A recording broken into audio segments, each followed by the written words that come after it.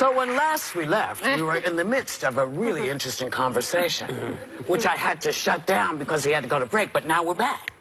No,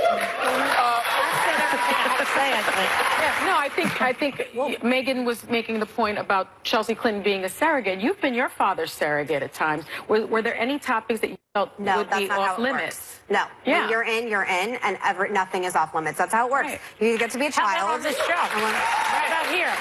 Do you feel like there are certain things we can't talk about? That's how it works. You guys, ABC owns me. You guys can ask me anything you want, but that's different. I'm like a host. But it's a very strict line. And again, like there are children of politicians who are very private. My little sister, it doesn't do interviews, was never an official surrogate, and there are two different hats. And it's particularly cumbersome for the Trump administration because she is working in the White House and has an office in the West Wing. And also, she very vocally wanted that job. She pushed people out of the way to get that office and get that job. So you can't have that and then go, oh, but only on these conditions. It's not on your terms once you take that She job. shouldn't have taken the job. But This is nepotism is a bad idea. But except that, but she was raised in this culture of what is going to be advantageous to our family brand, and so all she could see was, oh, that office deals I know, but it's not overseas. about Let's selling. take it. The office is not about selling your It shoes. isn't, but to her it is, and that's why she took it. That's and, what's and now wrong she's, with the exactly. That's the problem. That is what's wrong with them right now. And I know we're having Chelsea Clinton on the show, I think, next week. But I thought it was odd that at Butler University, when she was her mother's surrogate, they asked her about her father's affairs.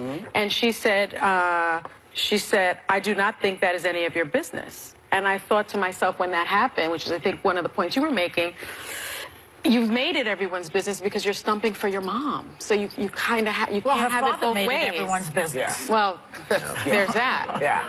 Yeah, you have control how you answer, but I don't think that I actually think if you want to be president of the United States and your family is on board, nothing can be off limits. Yeah, but shouldn't be. Maybe the Trumps have changed that.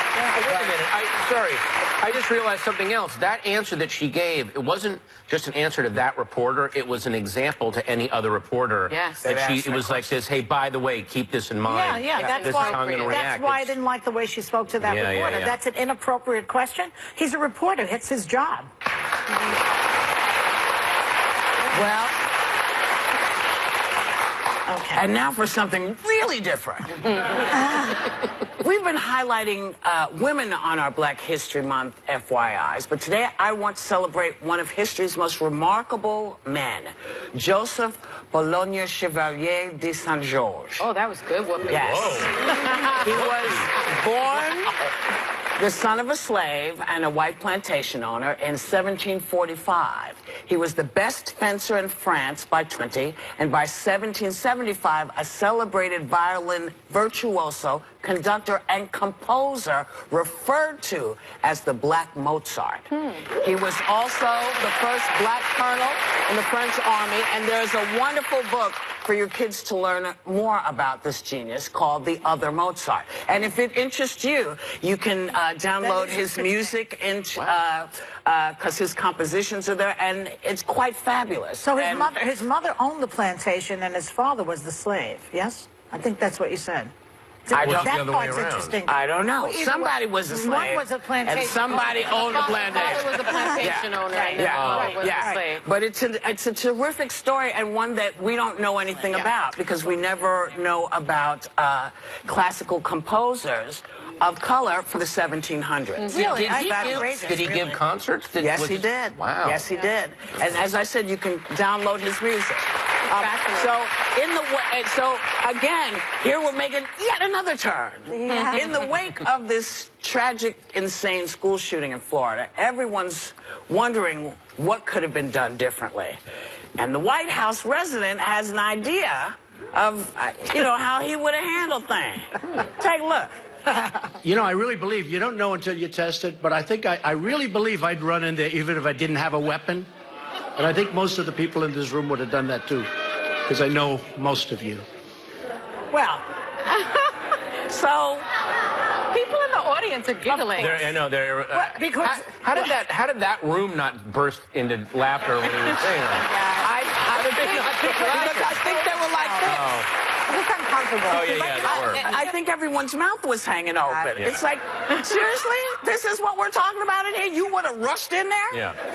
Run I would have totally punched 9/11 right in the face. I would have punched 9/11. I mean, Stopped people, you know, after tragedy like this, you know, oftentimes people feel they would rise to the occasion and save the day.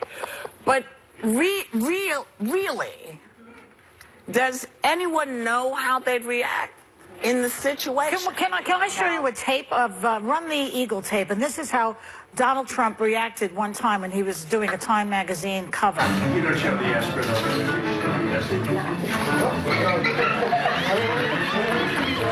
His aspirin. Okay. Enough said. But he would have run in the other direction. But here's the interesting thing: when all of those senators, you remember when the shooter was there with the senators and he was shooting up the place? You remember the first thing that everybody did? Everybody ran for cover. Yes, because they did. that's the first thing you're going to probably Right. do. You're going to run for cover to see if you can figure out where it's coming from, and then maybe. If he thinks he'd run in unarmed. Well, I think, again, messaging, this is a really stupid thing to say on a lot of different levels. What he should have said is, I don't know how I would react, but here are the heroes. 15-year-old ROTC student Cadet Wang died holding the door open. Assistant football coach Aaron Fife ran toward the gunman and died shielding students. 15-year-old Anthony Borges was shot 5 times, used his body as a human shield to protect his fellow students. Those are heroes. Yeah. ladies and Can I just say something really quick, though? Just really quick. Sorry. I hear you. I just wrote that down. Yeah. You know, the other thing is, just on the subject of this whole gun control thing, Eugene Robinson, today's Washington Post, has a very good point.